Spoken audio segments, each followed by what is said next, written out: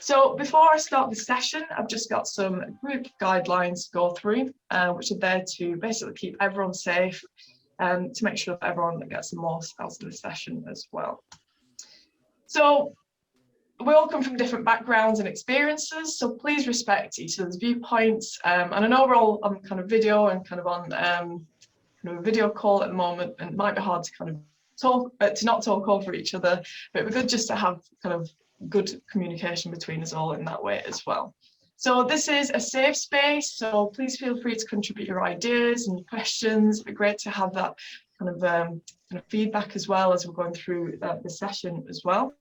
And as well, I can see that you're all in kind of private rooms, so if just so in case there might be kind of someone eavesdropping, it's good that you're on within your space as well. And if you want a bit more privacy, you can also put some earphones and headphones in as well. So you might be muted if there's a little bit of background noise, but I think you're already kind of very good and either mute or kind of very kind of quiet, which is really great. But if there is a bit of background noise, don't be offended if I do mute you. It's just because just to make sure I don't get too distracted as well.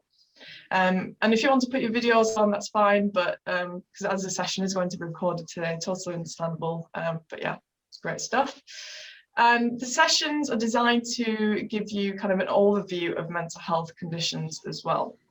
So I'm not an expert, I'm not kind of a professional within that area, but we've got the information and kind of signposting that's out there as well. So the session is positively focused to make sure that we're keeping ourselves safe and kind of being able to get kind of techniques for our own well-being as well. But because I'm not there to safeguard, I'm not going to go in too in-depth about mental health conditions or self-harm or suicide. But I have made the breathing space and Samaritans kind of available in the chat box if at any point you want to kind of chat to them. And you can also contact me afterwards if you have questions, maybe some resources that you would like as well. And finally, I encourage you to take part as much as possible. So this is your session, so it'd be great to get your ideas and any questions that you might have as well. But if you don't feel comfortable shouting out, then definitely put things into the chat box and I'll monitor them as we go through this session as well. But again, if you have any questions that might pop in your mind afterwards, you can also send me an email afterwards, or maybe you'd like some additional resources as well. So there's no such thing as a silly question or a silly idea. It's great to kind of have you all and to be able to contribute and have kind of a discussion as we go along as well. So if everyone is okay with that, can I get a nod? Kind of maybe if you put the hands up sign as well, to make sure that everyone's, yeah. Good stuff. Yeah, fantastic. So today's session is going to be around mental health and well-being. But before I start, can anyone tell me kind of maybe some words or phrases, kind of what I might mean by mental health?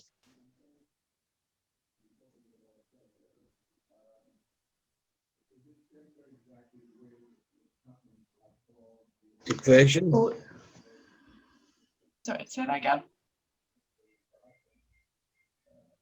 Depression. Yeah, absolutely, yeah. So there's lots of different, I guess, meanings behind, well, I might incorporate with mental health. So the way that so as you can see, lots of different things there. So the way that we have mental health can define it, it's usually an umbrella term for kind of, as you say, kind of like depression, kind of mental health problems that we have. But also the mental well-being. So kind of the mental health problems we have is usually the symptoms that meet the criteria for a clinical diagnosis. So these are things such as kind of depression, anxiety, schizophrenia. And then we also have our mental well-being. So this is where a term that includes kind of our life satisfaction, maybe how we feel about ourselves, and it covers a range of things such as kind of our sense of control, having a purpose in life, our relationships with others, kind of having a sense of belonging as well. So the way that the World Health Organization defines health is a state of complete physical, mental and social well-being, and not merely the absence of disease or infirmity. And they also describe well-being in which every individual realizes his or her own potential, can cope with the normal stresses of life, can work productively and fruitfully, and is able to make a contribution to her or his community. So in a nutshell, it's all about being able to kind of interact with other people, to be able to have something kind of within your community, but also being kind of satisfied with things that happen in your life as well. So there are a number of factors which influence your mental health and well-being, but we usually categorize these into kind of 4 groups. So it's our identity, so kind of who we are, and kind of our age, kind of our ethnicity, religion, beliefs, or sexual orientation. So lots of these things that kind of conjure up who we are. And we also have our physical. So this is what we talk in terms of our biology, so our genetics, and kind of maybe our substance use, our health, kind of our diet as well. And then we have our social. So this is kind of our support structures, maybe our employment, and kind of where we live, and kind of our surrounding areas as well. And then finally, we have our psychological. So this is our kind of our life events and experiences, and quite often our reaction to these events, and what we'll call our resilience. So our ability to cope with the bad days as well as the good days. So we'll talk a little bit more about resilience as we go along this session as well.